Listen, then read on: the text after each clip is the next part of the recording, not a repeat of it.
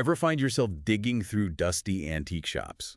Or maybe scrolling through endless online auctions late at night? Yeah, I get it. It's that thrill of the hunt, right? Yeah. Wondering what hidden treasures you might uncover. You're speaking my language. Well, today's deep dive is all about uncovering hidden treasures. Except we aren't talking about some quaint little antique store. No, not at all. We're talking about a junkyard. A junkyard that time forgot. A junkyard in the heart of Los Angeles that became the unlikely final resting place for some of the most sought-after cars in the world. This is the story of Rudy Klein.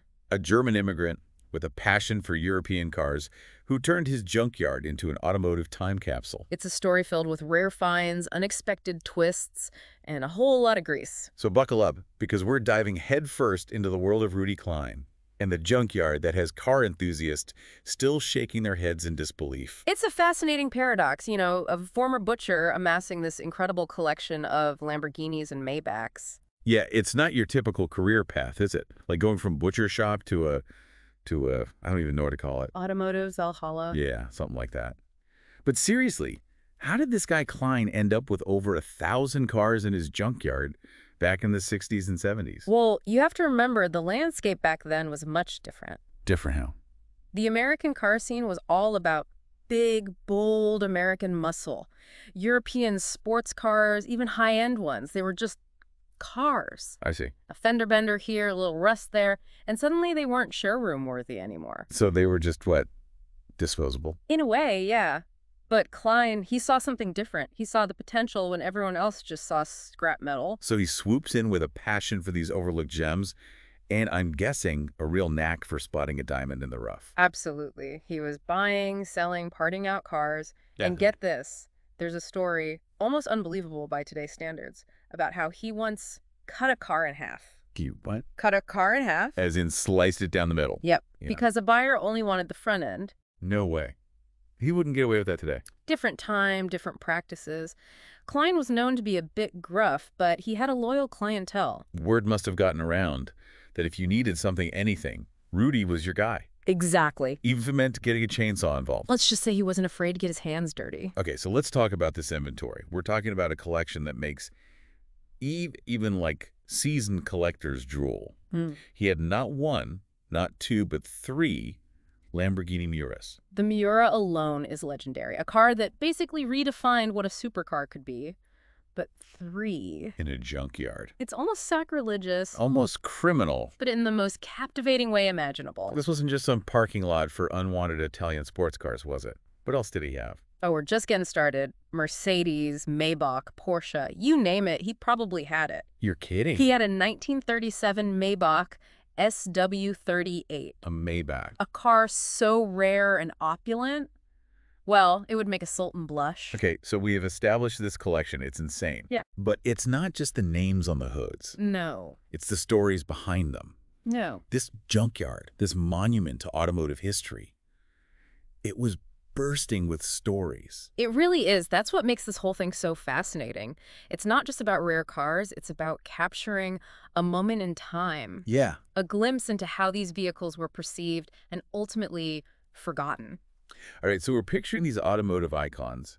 We're talking about a junkyard here. Can you even describe what that scene must have looked like? It was something else, like a visual feast, Okay. You'd have these rusted hulks just sort of slowly being consumed by weeds and time. Yeah. But then the sun would hit a chrome bumper just right. Or you'd catch a glimpse of like an elegant curve of a fender. And suddenly, you're transported back to when these cars ruled the road. Like stumbling upon a forgotten kingdom. Yeah.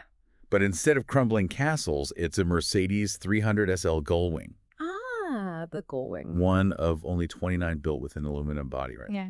That aluminum body, that wasn't just for show. Significantly reduced the car's weight. Ah, so it was about performance. Crucial for racing. The Gullwing was already a head-turner, but that lightweight design made it a force to be reckoned with. Okay, so it's not just a pretty face. It's got some go to match that show.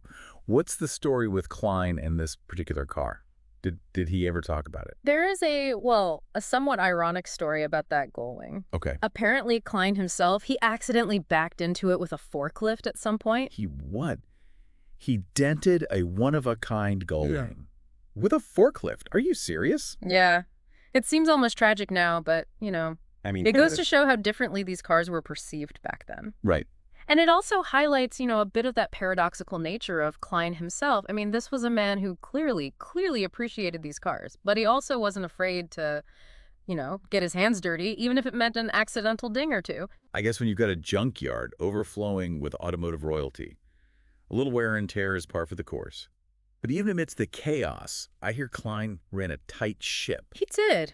Despite the outward appearance, Klein was incredibly organized. He had aisles dedicated to Porsche doors, shelves stacked high with engines, even a meticulously curated collection of vintage car radios. It was like a symphony of organized chaos. That's wild. You'd have to have a map to navigate that place. Makes you wonder, with all these cars, are there any stories that particularly stand out beyond just, the sheer wow factor of what he had stashed away? Oh, there are quite a few. But one that really captures the spirit of this collection is the 1964 Iso Grifo A3C prototype. Okay. Now, this wasn't just a rare car. It was a one-of-a-kind collaboration between Italian design and American muscle. Wait, hold on. So we're talking Italian styling, American horsepower. This car has it all. And get this, it was owned by a Hollywood producer. Of course. It's like the automotive equivalent of a blockbuster movie. Tell me more about this Iso Grifo. Well, Iso was an Italian company, known for their very stylish GT cars. Yeah. And they partnered with this design house called Bertone. They were responsible for some of the most iconic car designs of the era. Wow. The A3C was their attempt at a true racing machine. And to power this beast, they went with a big, brawny American V8. Okay, yeah, I could see why a Hollywood producer would be drawn to a car like that. So how on earth did it end up in Klein's junkyard?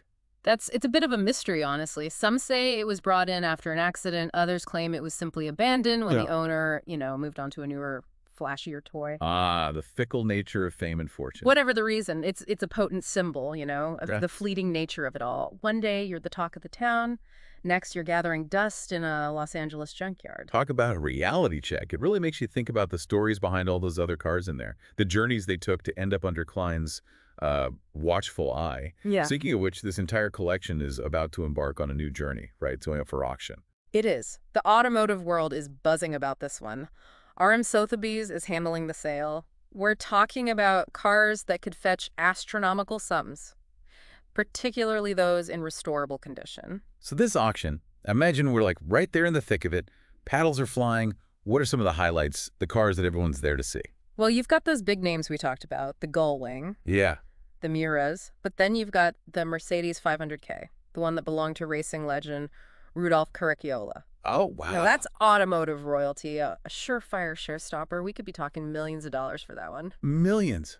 For a car from a junkyard, I know it's about the history, but... It's the provenance. These cars, they whisper stories, they tell tales of a bygone era, and that's priceless to some collectors. What else is going to get people opening up their wallets? Well, there's a Porsche 356A Carrera Reuter, very special car, racing pedigree, the kind of car that makes enthusiasts weak in the knees. Yeah, I bet. And get this, a 1962 Porsche 356B, practically brand new. Brand new. How does a brand new 62 Porsche even end up in a junkyard? It's a head-scratcher. But rumor has it, this 356B only has 600 miles on the odometer. You're kidding. A car built when JFK was in office, practically untouched by time. It really is a time capsule, That's unbelievable. I mean, this whole collection, it makes you think about the paths these cars took, the twists and turns that led them to this junkyard. And now they're getting a new lease on life. A second chance. Exactly. This junkyard. For all its seeming randomness, it was a holding pen for these incredible machines. A shelter from the storm. And now they're being dusted off, given a chance to shine on a global stage. It's almost like poetry, isn't it? It is kind of beautiful when you think about it like that. What might be one generation's trash is another's treasure. Exactly. What if someone listening right now, what if they had a connection to one of these cars? Wouldn't that be something? That clunker they sold off years ago, that project car they could never quite get running. What if it was one of these hidden gems? Funny how life works sometimes. Rudy Klein's junkyard. It wasn't just a collection of cars. No. It was a testament to something bigger. The allure of the open road, that thrill of speed. Yeah. The legacy of these incredible machines. And even though that junkyard is gone, the stories. They live on. They live on. Yeah. And I think that's a pretty good reminder for all of us, to keep our eyes open. You never know what you might discover. That's what makes life interesting, right? Until next time, keep your curiosity fueled and happy hunting.